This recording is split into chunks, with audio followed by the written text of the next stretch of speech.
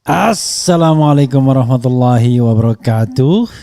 Sobat RH sekalian, jumpa lagi kita di channel yang keren ini. Keren cadas.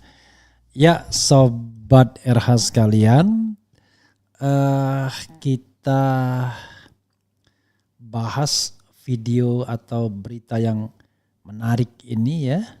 Soal juragan sirkuit Mandalika itu rugi 8,6 triliun ya. Yang dibilang apa yang diceritakan Formula E ya. Padahal ini semua sudah dibantu oleh pemerintah dengan segala kekuatannya. Tetapi ternyata terbukti rugi besar 4,6 triliun, bayangkan. Itu nggak tanggung-tanggung ruginya 4,6 triliun itu. Rugi 4,6 triliun itu bayangkan, itu bisa satu BUMN menengah. Ketika di Jasa Marga misalnya keuntungan bersihnya itu saja paling cuma 2, sekian triliun. Itu sudah yang paling besar. Jadi kalau ruginya sampai 4,6 triliun itu kebangetan ya. Kok bisa rugi sebesar itu ya? Oke, ini ada berita ya. Bukan hoax, juragan sirkuit Mandalika kelilit utang 4,6 triliun. Sorry, bukan rugi ya, tapi kelilit utang. Sorry, maaf sekali lagi.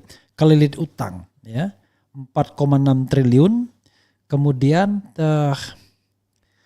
rugi bandar, InJourney bakal hapus event WSBK dari sirkuit Mandalika. Coba kita lihat ya. Dan katanya nggak mampu bayar lagi dia sudah. Jadi kadang-kadang kita juga heran yang dikejar-kejar Formula E, ternyata saingannya ya versi pemerintahnya rugi bandar ya, rugi gede. Oke, coba kita bacakan ya, saudara sekalian. Sekali lagi ya, rugi ya, bukan utang. Utang ya, bukan rugi ya, utang ya. Utang, kita tidak tahu ruginya berapa, tapi yang jelas utangnya 4,6 triliun. Oke.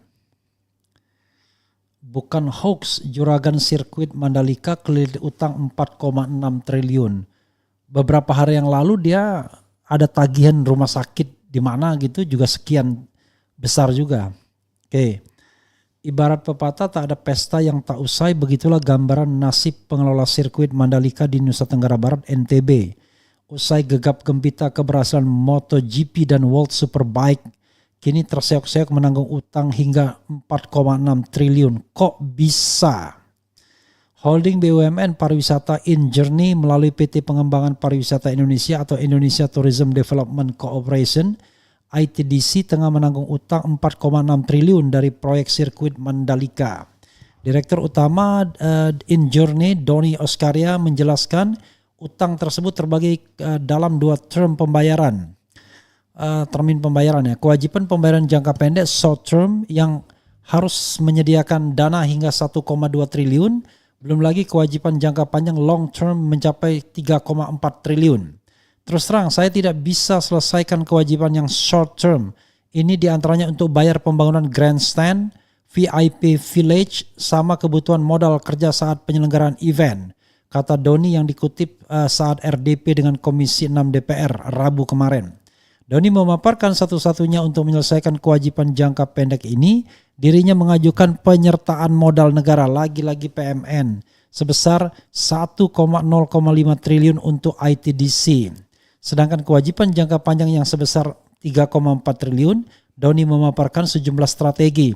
Pertama, pihaknya akan menghilangkan biaya-biaya, salah satunya dengan menghapus event World Superbike WSBK dari sirkuit Mandalika. Ini karena event tersebut memberikan kerugian hingga 100 miliar. Ya rugi juga kan berarti kan. Selain itu MGPA yang merupakan pengelola sirkuit Mandalika akan mengaktifkan sirkuit untuk ajang internasional lainnya yang lebih menguntungkan. Langkah lain, ITDC akan mengundang swasta untuk berinvestasi di lahan sekitar sirkuit Mandalika. Saat ini ITDC memiliki hak pengelolaan lahan 1.200 hektar. Hanya saja nanti price-nya akan kita review terlebih dahulu Karena saat ini price yang ditawarkan itu harganya 3 kali lipat lebih mahal dari kalau kita beli lahan di sana. Jadi tidak ada investor yang masuk, katanya mencoba curhat ke DPR.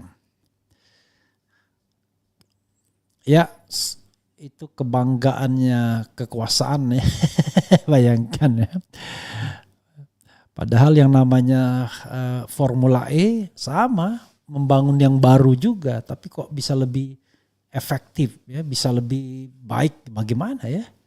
Liputan6.com, Jakarta, holding BUMN pariwisata in journey tengah putar strategi untuk menyehatkan perusahaan yang mengelola sirkuit Mandalika, yaitu Mandalika Grand Prix Association MGPA.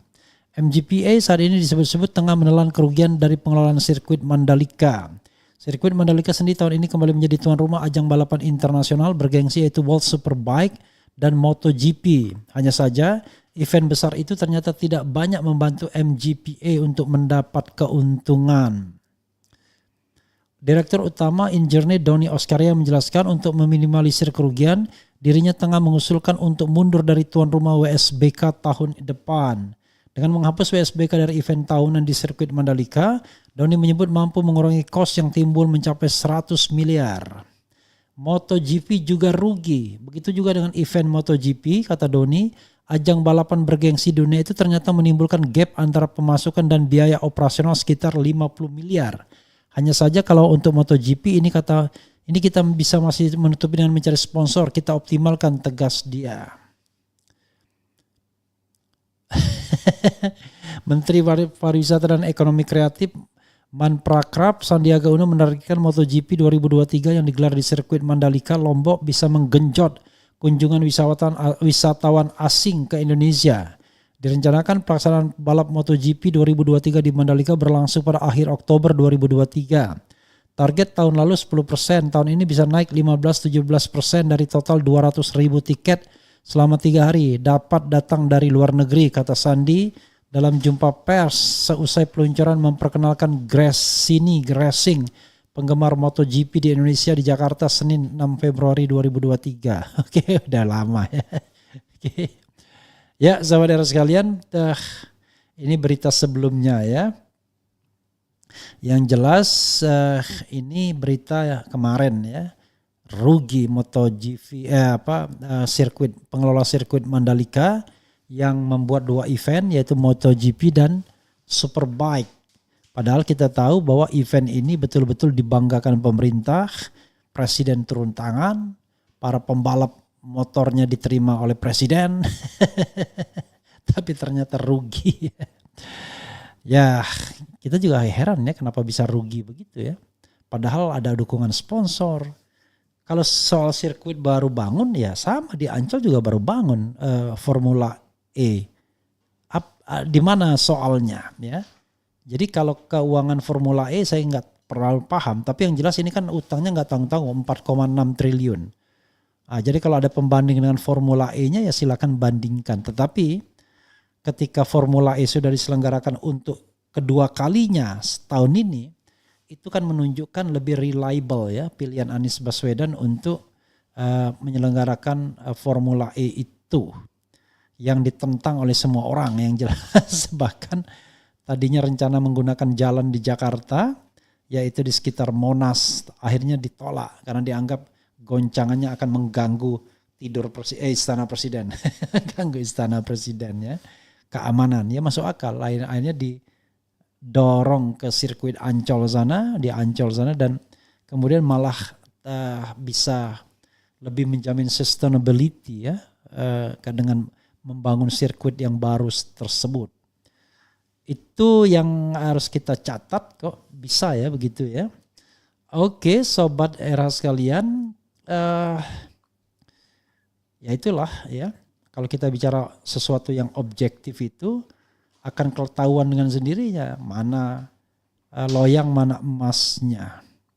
Wassalamualaikum warahmatullahi wabarakatuh. Ciao.